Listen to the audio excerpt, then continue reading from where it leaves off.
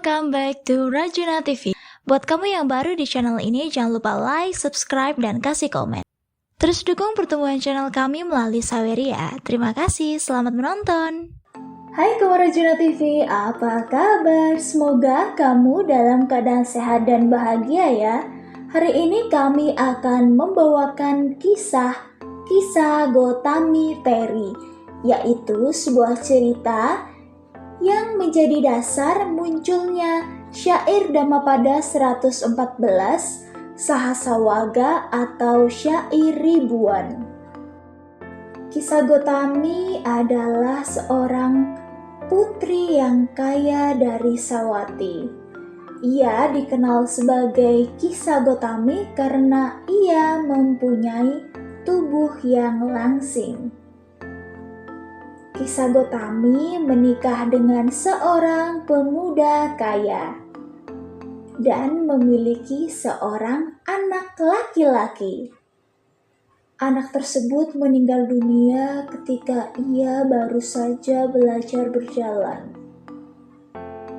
Dan Kisah Gotami merasa sangat sedih.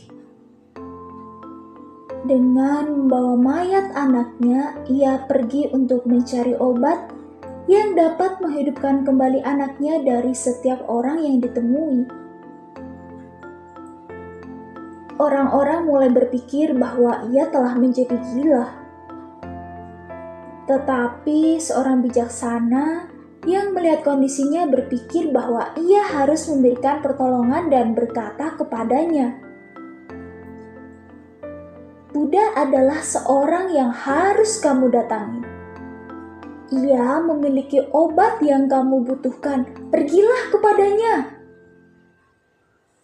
Kisah Gotami kemudian pergi menemui Buddha dan bertanya, "Obat apakah yang dapat menghidupkan kembali anaknya?" Buddha berkata kepadanya untuk mencari segenggam biji lada dari rumah keluarga yang belum pernah terdapat kematian. Dengan membawa anaknya yang telah meninggal dunia di dadanya, Kisah Gotami pergi dari rumah ke rumah untuk meminta segenggam biji lada. Setiap orang ingin menolongnya, tetapi ia tidak pernah menemukan sebuah rumah pun di mana kematian belum pernah terjadi. Kemudian ia menyadari bahwa tidak hanya keluarganya saja yang telah menghadapi kematian. Terdapat lebih banyak orang meninggal dunia daripada hidup. Tak lama setelah menyadari hal ini, sikap Kisah Gotami menjadi berubah. Ia tidak lagi melekat kepada anaknya. Ia meninggalkan anaknya yang meninggal di hutan dan kembali menemui Buddha. Ia juga memberitahukan kepada Buddha bahwa ia tidak dapat menemukan rumah keluarga di mana kematian belum pernah terjadi. Kemudian Buddha berkata, "Gotami, kamu berpikir bahwa hanya kamu yang kehilangan seorang anak. Sekarang kamu menyadari bahwa kematian terjadi pada semua makhluk. Sebelum keinginan mereka terpuaskan, kematian telah menjemputnya." Mendengar hal ini, Kisah Gotami benar-benar menyadari ketidakkekalan dan mencapai tingkat kesucian Sotapati. Tak lama kemudian, Kisah Gotami menjadi seorang bhikkhuni. Pada suatu hari, ketika ia sedang menyalakan lampu, ia melihat api menyala kemudian mati. Tiba-tiba ia mengerti dengan jelas tentang timbul dan tenggelamnya kehidupan makhluk.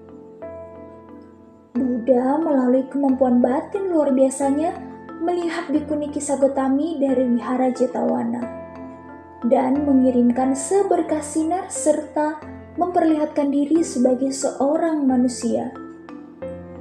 Buddha berkata kepada Kisah Gotami untuk meneruskan meditasi dengan objek ketidakkekalan dari kehidupan makhluk dan berjuang keras untuk merealisasi nibbana.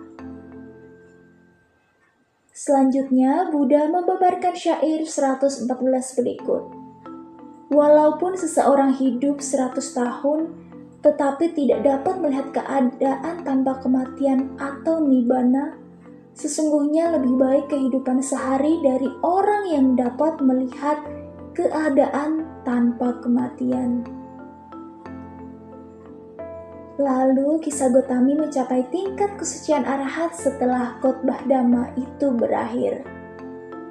Wah, ceritanya menarik nih ke Original TV tentang kematian.